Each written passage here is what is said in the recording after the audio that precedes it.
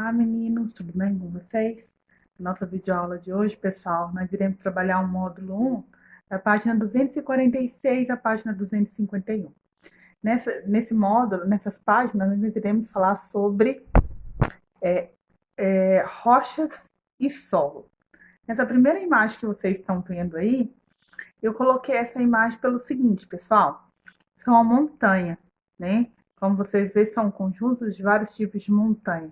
Mas essa imagem específica, meninos, é por conta que eu vejo tanto o solo quanto a rocha. Esse pedaço aí nós chamamos de rochas metamórficas, que eu vou falar um pouco mais além, tá? Vamos para o próximo slide. Como eu falar de rochas e solo, sendo que eu tenho que relembrar, pessoalzinho, do que eu já estudei. O que eu já estudei? Primeira aula, camadas da Terra. Primeiramente, como vocês sabem, nossa Terra é formada de uma base magmática. Ou seja, toda rocha, todo solo tem origem magmáticas, tá bom? Então, o que acontece? Como vocês sabem, as primeiras 3 camadas da Terra, que é crosta, manto e manto interno, nós formamos a litosfera. A litosfera são essas 3 primeiras camadas, tá bom? E eu tenho o núcleo externo e o núcleo interno. Manto externo, manto interno e núcleo, há uma variação de 2.800 graus a 3.500 graus, certo? 3.600 graus. Já o núcleo interno, menino, a temperatura dele chega a 6.000 graus Celsius, ou às vezes um pouco mais, tá bom? Depende muito. Só que manto, núcleo interno, manto externo, manto interno e núcleo externo, ele é de material pastoso, tá? Então é um material pastoso. É como você fosse fazer um caramelizado para colocar no pudim. Aquele caramelo não fica um material pastoso, não fica, ele não tem que ter uma certa liguinha. Então, é um manto. Já o núcleo, gente, ele é o quê? Como eu falei para vocês, sólido. Apesar dele ser com a temperatura mais alta do que os outros, chegando a 6.000 graus Celsius, comparando a temperatura do Sol, ele é sólido, rico em ferro, porém sólido. Por que ele é sólido? Porque a camada da Terra e as outras camadas, faz uma pressão sobre o núcleo interno. E essa pressão do núcleo interno vai fazer com que ele se torne sólido. Entenderam? Então, como falar de rochas e solo se eu não o quê? Se eu não consigo, pessoal, se eu não entendo camadas da Terra, eu sempre vou estar voltando a um conteúdo anterior, porque é através dele que vai formando os outros, ok? No próximo slide, nós estamos falando sobre solo. O que acontece? O solo é o mais simples da camada superficial da Terra, tá bom? Ele é conceituado como substrato terrestre que contém materiais orgânicos, capaz de sustentar plantas, vegetais e um ambiente aberto, sendo o resultado do intemperismo, a decomposição de rochas, tá? O solo tem esse resultado. O que seria intemperismo aí? Ação do tempo, da chuva, do vento, nós mesmos ajudando com o intemperismo, ok? E nesse mesmo solo, ele tem que ter matéria orgânica, tá? Ou mineral inconsolidado, ou seja, não estando de forma dura, como você senta na sua mesa e bate e fica duro. Não, é inconsolidado, é algo mais cheio de flocos, mais soltinho. Então, esse material orgânico e o sal mineral, ele fica ali para poder abastecer esse solo, ok? E nós temos o quê? Dentro disso aí, nós temos uma porção superior da crosta terrestre, que serve como base todas as atividades socioespaciais naturais. O que é socioespaciais? Cada solo ocupa um espaço em um determinado local. Então, vai lá no seu quintal, dá uma olhada como é que é o solo. Por exemplo, aqui na minha casa, eu moro numa região onde o solo é muito rochoso, tem muita brita. Aqui no meu quintal, por exemplo, o fundo do quintal, ele é cheio de pedregulho, de brita. Se eu for no lote do fundo aqui, que é um lote baldio, e for até lá, eu tiro brita, pedaços de brita. Então, que a maioria das regiões, porque aqui ainda não tem saneamento básico, é feito de. Como eu vou falar para vocês? Tem cisternas e poços artesianos. E a maioria de poços artesianos, por quê? Porque é uma região onde tem muita rocha e tem que ser perfurado para chegar ao lençol freático. Então, já aí, alguns de vocês em casa tem cisterna, outros, além da cisterna, tem o poço artesiano. Aí depende muito, tá? Depende muito de cada um, ok? Vamos lá. Quem que é responsável por estudar esse solo, meninos? Pedólogo. O podologia. A podologia é responsável pelo estudo do solo. Então, ele vai estudar a formação do solo, a acidez do solo, de que precisa. Então, ele é responsável por tudo isso, ok? Então, primeiro solo. Vamos lá no próximo slide. Desculpa, menina, que eu tô tentando organizar aqui uma melhor forma para vocês, tá bom? Rochas. Rocha é a união natural de mineral composto químico definido, quanto à sua composição, podendo ser encontrado no decorrer da superfície terrestre. Material duro. Se você varre o seu quintal, vai sair aquele pozinho, aquela terrinha, certo? Até mesmo quando a gente varre dentro de casa, sempre sai poeira. Só que a rocha não. A rocha você pode varrer que não vai sair nada. Mas o intemperismo, a ação do tempo, a chuva, o vento e tudo, vai transformando aquela rocha, tá? Só que a rocha é de material duro, é um composto químico bem definido. Ok, meninos? Vamos para a próxima. Rochas magmáticas. Eu acho tão interessante porque, apesar da nossa região aqui no Brasil não ter, pessoal, vulcões, tá? Não ter vulcões. Não temos terremoto, mas temos abalucismo por conta das pequenas fissuras que tem nas nossas placas. Toda rocha, todo solo tem origem magmática. Você pode ir na praia, lá nas dunas do Maranhão, vamos colocar um lugar bonito, né? Nas dunas do Maranhão, você vê só areia. Só areia. Porém, debaixo de toda aquela areia ali, eu tenho rocha. A minha base é rocha. Então, o que acontece? As rochas magmáticas, também conhecidas como rochas ígneas, ela significa fogo. Porque é a solidificação do material lá do magma, que quando ele sai, que ele vira lava, que ele resfria, aí se transforma, resfriou, vira solo. Então, essa solidificação forma quem? As rochas magmáticas, tá bom? Então, as rochas magmáticas vêm disso. Eu tive um aluno anteriormente, no 6º ano, que ele sempre me questionou. Ah, professora, mas lá em Caldas Novas tem vulcão. Porque lá tem rochas magmáticas. Aí ele foi e me trouxe um pedacinho assim, ó, de fedespalto. Que ele é tipo um carvão. Eu falei assim. Aí eu peguei e falei assim, não, lá não tem. Expliquei que as rochas lá são profundas, então quando a água entra, aquece aquela rocha, aquela pedra. Quando a gente pisa na pedra, não tá quente. Então a água entra na falésia, assim, entre as rochas, e quando ela sobe o quê? Morninha. Mas até ele sempre entrou nessa discussão.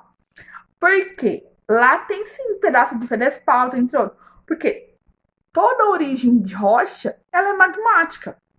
Não importa qual é o nome dela, como é o nome do solo. Ela tem uma origem o quê? Anterior, que vem do quê? Das rochas magmáticas.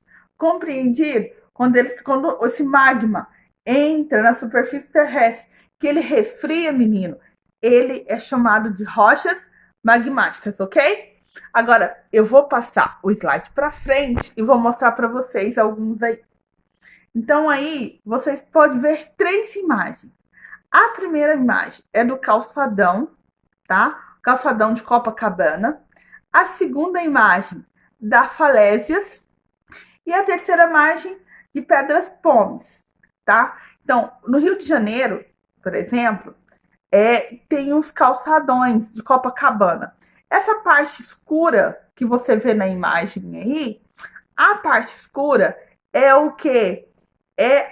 Ela de Copacabana, são formadas de basalto, que é a origem magmática.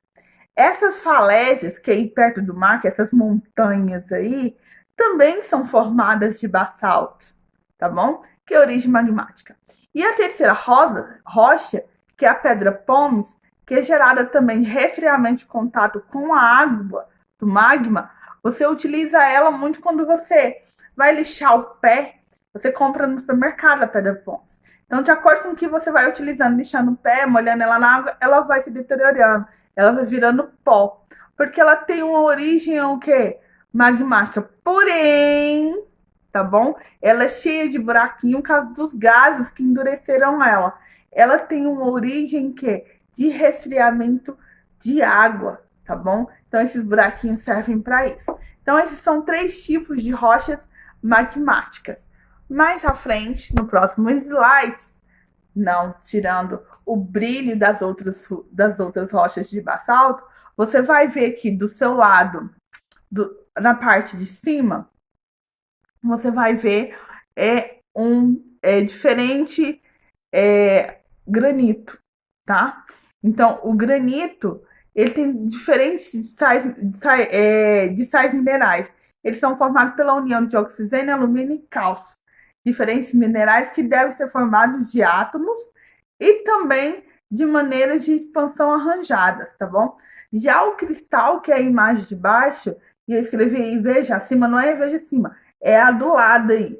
Então, o cristal, pessoal, ele também é de origem, tá bom? Magmática, cristalina, típica do cristal.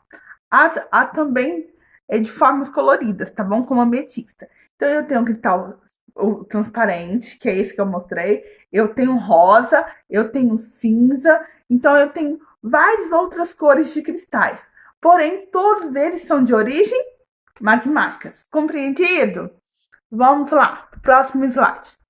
A decomposição desse material, tá? A decomposição dele, desse mineral, ele vai formar, através de águas de chuva, forma argila. E isso, gente, é utilizado em tijolos, cimento, concreto. É utilizado na construção civil. Já a cor preta acinzentada, mais brilhante do granito, se você olhar na imagem anterior, é a mica. São pequenos grãos de micas. Essas cores também são bem diferentes. Quando você vai comprar, por exemplo, colocar no balcão da cozinha, vai colocar em outros determinados locais, você vai ver que você vai encontrar vários tipos de aquelas cor pretinha, de várias outras cores também, tá bom? E o bom dele é que ele é isolante contra eletricidade e calor. Então, quando sua mãe coloca uma panela quente no granito da mesa, ele não vai trincar, ele não vai quebrar, tá? Então, o granito ele tem essa vantagem, ele não vai passar. Por exemplo, por isso que utilizar o ferro elétrico para passar roupa, entendeu? Em cima do granito, vai dar uma ajudinha aí, tá bom? Próximo slide, vamos dar uma olhada aqui. Rochas sedimentares. Esse tipo de rochas também sedimentares são formadas a partir de mudanças ocorridas em outras rochas, tá? Então, o que acontece? A chuva, a água, as ondas do mar e outros, a ação do intemperismo, que eu já falei para vocês, vai fazer com que forme essas rochas sedimentares. Então, você vai ver, por exemplo, aí, fragmentos de sedimentos acumulados ao longo de tempo, ao longo de milhares e milhares de anos, para formar uma montanha dessa daí. Então, a pressão, a formação e o surgimento dessas rochas vem através disso. Desse modo, a areia da praia, que transforma lentamente em rocha sedimentar, são chamadas de arenito. tá bom? Então, essas rochas são formadas assim, ok? Formação das rochas sedimentares. Nessa imagem, eu vou estar falando para vocês o seguinte: a meteorização ou a erosão, que é a ação dos sedimentos que você está vendo aí. Essa ação dos sedimentos vai fazer com que leve para o mar, através do vento, esses sedimentos. Lá, a transformação desse sedimento é promovido pela água e pelo vento. E a compactação desse sedimento no fundo do mar, ele vem o quê? Depositando os materiais pela corrente de precipitação. Então, essa corrente aí que você está vendo, de azul, vai fazer com que esses sedimentos vão se compactando um em cima do outro, como se fosse assim, ó. Deixa eu pegar os lápis de cor aqui da aluna. Eu vou pegar esse sedimento, coloco, aí vem outro e vem outro. Eu vou compactando, vou deixando dessa forma aqui, para me formar quem? Uma rocha. De acordo com os milhares de anos que ele for compactando os sedimentos, vai formando essa rocha, tá? Isso não é do dia para a noite, não. De repente, eu dormi, aí acordei aqui, meu quintal do lado tem uma rocha sedimentar. Não é. Isso custa o quê? Milhares de anos, tá bom, meninos? Arenito, como eu acabei de falar, a formação do arenito vem da areia, né? É da areia de rochas de granito desidratado. Então, esses grãos de quartzo e rochas formam a areia, e a areia formam as dunas, e assim sucessivamente são depressões do mar que ficam submetidas ao aumento da pressão da temperatura.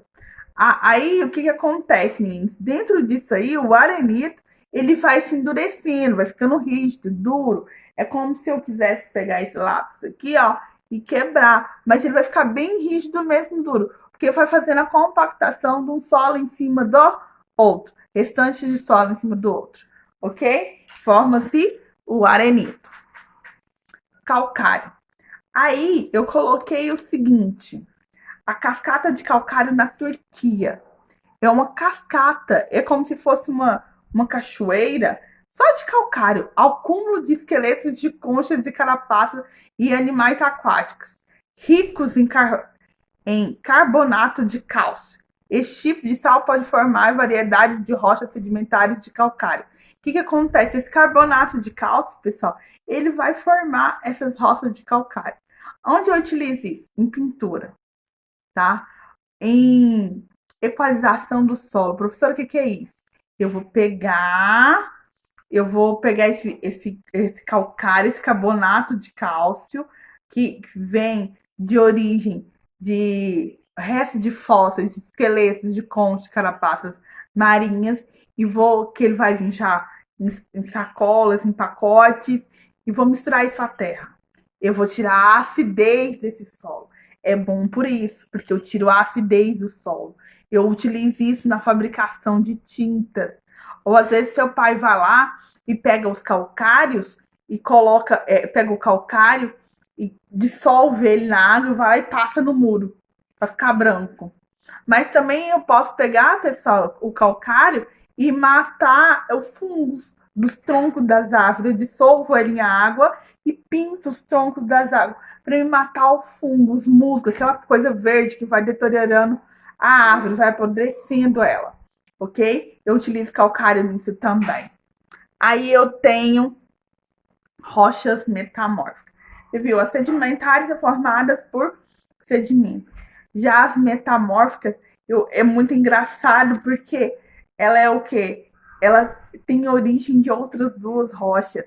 Ela não consegue se originar sozinha. Como as magmáticas, ela tem a origem básica das outras rochas todas, e as sedimentares também têm a origem dela, já as metamórficas não.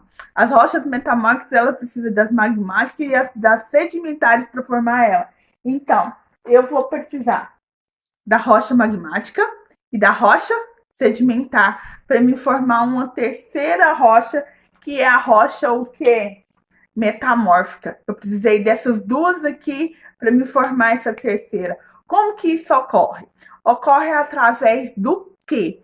Ocorre através de ação do intemperismo. Você vai ouvir muito falar essa palavra, intemperismo. Professora, intemperismo está me deixando louca. Não, não te deixo, não fico doidinho.